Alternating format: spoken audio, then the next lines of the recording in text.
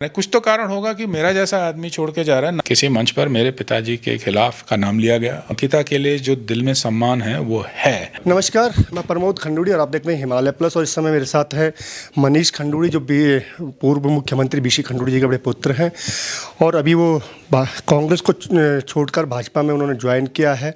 आइए बात करते हैं मनीष खंडूड़ी जी। खंडूड़ी जी, स्वागत आपका हिमालय प्लस पर। आपका बहुत बहुत धन्यवाद। खंडूड़ी जी, आप इस समय जो कांग्रेस की जो लोकसभा गढ़वाल लोकसभा सीट थी उसमें प्रबल दावेदार थे, उसके बाद भी आपने कांग्रेस को छोड़ करके भाजपा ज्वाइन की है, क्या? देखिए, मैं आपको ये बताना चाहूँगा कि जब मैं राजनीति में आया था तो मेरे कुछ उद्देश्य थे। उन उद्देश्यों में से ये था कि किस तरीके से मैं उत्तराखंड में किस तरीके से गढ़वाल में अपना कंट्रीब्यूशन मैं कर सकूं।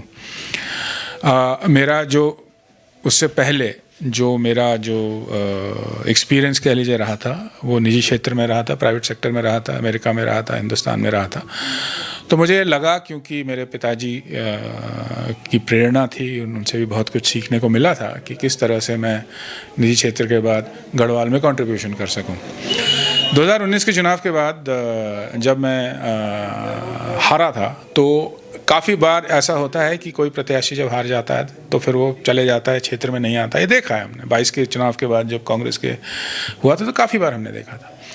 मैंने नहीं किया, मैं लगा रहा। मैं 5 साल, कोई ऐसा कह दे कि 5 साल नहीं आया, या कोरोना में मैंने काम नहीं किया है, या फिर लोगों के साथ नहीं जुड़ा हूँ, या गाँव में नहीं गया हूँ, जो गाँव में रात्रि विश्राम नहीं किया है, सड़कों पर नहीं घूमा हूँ, बाजार कितनी बार, तो ये गलत होगा। मैं गया हूँ, मैंने काम किया है। ये करते करते कुछ बाधाएँ भी काफ़ी पड़ी, राजनीति में पड़ती हैं, पर जब इतने बड़े स्तर पे स्टेट में बाधाएं पड़ी और ये कहा गया कि मनीष खंडूड़ी क्यों जा रहा है, मैंने उसको भी इतना इम्पोर्टेंस ज़रूरत नहीं दी। पर कहीं ये लगा कि हम क्या कर रहे हैं इस पार्टी में, और किस तरीके से हम अगर खुद ही लड़ते रहे और खुद ही आपस में ही बैर करते रहे तो ये पार्टी आगे कैसे जाएगी, प्रांत आगे कैसे जाएगा। तो ये बात चलती रही, और ऐसा नहीं है कि एक दिन की बात है, 2 दिन की बात है, 6 महीने की बात भी नहीं है, 1 साल 2 साल से चल रही थी। और बड़ा दुख की बात थी, मैंने कई मंचों में अपनी बात रखी पर शायद सुनवाई नहीं हो पाई। और ये लोगों को पता है, आप पूछ भी लीजिएगा। तो उसके बाद एक और ऐसा कुछ हुआ, हादसा हुआ कि क्या कह लीजिए, मैं यहाँ पौड़ी में था तो इसी पौड़ी में किसी मंच पर मेरे पिताजी के खिलाफ का नाम लिया गया और मुझे लगा कि असम्मानजनक है वो। देखिए, हमारी संस्कृति में गढ़वाल के ले लीजिए, उत्तराखंड के ले लीजिए, हिंदुस्तान की, पिताजी के बारे में ऐसा सुनना किसी भी सुपुत्र बेटे को ठीक नहीं लगता। तो फिर मैंने ये निर्णय ले लिया था कि देखिए, मैं फिर से प्रयास करूंगा और मैं कोशिश करूंगा। बट आखिर में हकीकत जो मैंने देखी है कि अगर इस प्रांत का, इस देश को कोई आगे ले जा सकता है, कोई पार्टी ले जा सकती है, तो राजनीतिक हकीकत यही है कि वो बीजेपी है, नरेंद्र मोदी जी के नेतृत्व में ये।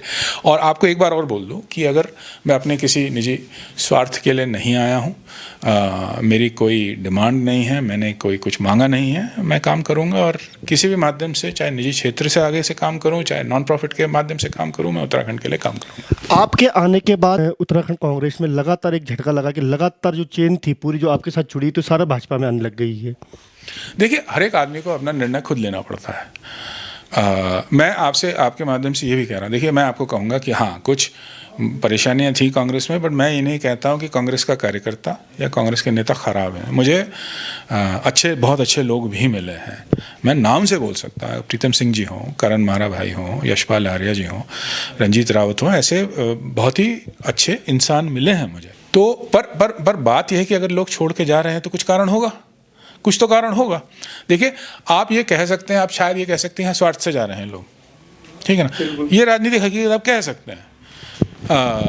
पर कुछ तो कारण होगा कि जो आपके साथ जो जुड़ रहे हैं वो छोड़ के जा रहे हैं। कुछ तो कारण होगा कि मेरा जैसा आदमी छोड़ के जा रहा है। ना तो मैंने पैसा मांगा है कभी भी जीवन में, ना मैंने ये कहा काम करने से इनकार किया है, ना मैंने ऐसा कभी कहा है कि पार्टी को के खिलाफ काम करे, ऐसा तो कुछ तो कारण होंगे, तो ये देखना पड़ेगा। अगर आप जन्मोत्सव से लड़ने की बात करें तो चाहे जोशीमठ में आप लड़ रहे थे, अंकिता भंडारी वाले मामले में लड़ रहे थे, कई और जगह पे आप कई मुद्दों पे लड़ रहे थे, कांग्रेस में रह के भाजपा से लड़ रहे थे, अब भाजपा में जाके उन मुद्दों पे भी लड़े। जरूर बात नहीं। देखिए, ऐसा सबसे पहले तो आप अंकिता की बात कर लीजिए।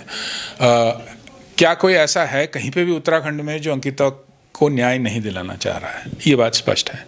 और मैं आपको ये भी कहूँगा, देखिए, कि जो अंकिता के लिए जो दिल में सम्मान है वो है, उसमें कोई दो राय नहीं है। और मुझे अगर पार्टी में भी अगर बात आगे बढ़ानी पड़ेगी मैं बढ़ाऊंगा। और एक चीज़ मैं आपको याद दिलाना चाहूँगा, देखिए राजनीति आप छोड़ दीजिए, मैं कुछ नहीं कह रहा हूँ, आप अंकिता के माँ बाप, उनके सुपुत्र बेटे हैं, उनके पास आप खुद जाकर पूछ लीजिए कि मैंने उनके बिहाफ पे क्या प्रयास किया है। सच मैं खुद कहता, मैं यहाँ नहीं बोलूँगा, आप जाके पूछ लीजिए उनसे, ठीक है ना। तो राजनीतिक बात से अलग हटकर जो भी मैं कर सकता हूँ उनके लिए करता आया हूँ और करूँगा। निश्चित बात, जिस प्रकार से बीसी खंडूरी जी की ये पूरी पारंपरिक सीट रही है, इतने लगातार यहाँ से वो सांसद रहे, उसके बाद मुख्यमंत्री बने हैं, क्या भविष्य में हम मनीष खंडूरी को भी इस राजनीति नहीं देखिए ऐसा नहीं। अभी मैं आपको ये बात स्पष्ट बताना चाहता हूँ, मैं किसी शर्त के नहीं आया हूँ, ना मेरी कोई कंडीशन है। हमारे जो कैंडिडेट हैं अनिल बलूनी, जो उन्होंने कार्य राज्यसभा के सांसद होते हुए भी करे हैं, वो बहुत कम लोगों ने किए हैं। उनकी जो पर्सनालिटी है, जो मैंने उनका भाव देखा है, वो उत्तराखंड को इस लोकसभा को बहुत आगे ले जा सकते हैं, बहुत कंट्रीब्यूशन करेंगे, ये मेरा मानना है। और अनिल बलूनी जी सांसद बनेंगे, जितनी खुशी मुझे होगी, ठीक है, शायद अगर जब मेरे पिताजी होते थे जो सांसद बने थे, शायद उससे थोड़ी कम होगी, बट उतनी मान के चलिए कि उतनी खुशी होगी जब अनिल बलूनी सांसद बनेगा। और मेरा मानना है कि वो बनेंगे। ये थे हमारे साथ मनीष खंडूरी जी। जिस ढंग से आपने उनके विचार सुने होंगे, वास्तव में उनकी मूल पार्टी जो थी भाजपा थी, और भाजपा में वो आज वापस आए हैं, तो इसलिए भारतीय जनता पार्टी उनको स्वागत करती है। और कहीं ना कहीं उनको ये राजनीतिक लाभ जरूर मिलेगा भविष्य में, क्योंकि वो ऐसे परिवार से हैं कि जो उत्तराखंड में अगर ईमानदारी की मिसाल दी है तो बीसी खंडूरी ने दी थी, और आज उसी तौर पर लोग मनीष खंडूरी को भी देख रहे हैं। नमस्कार, धन्यवाद।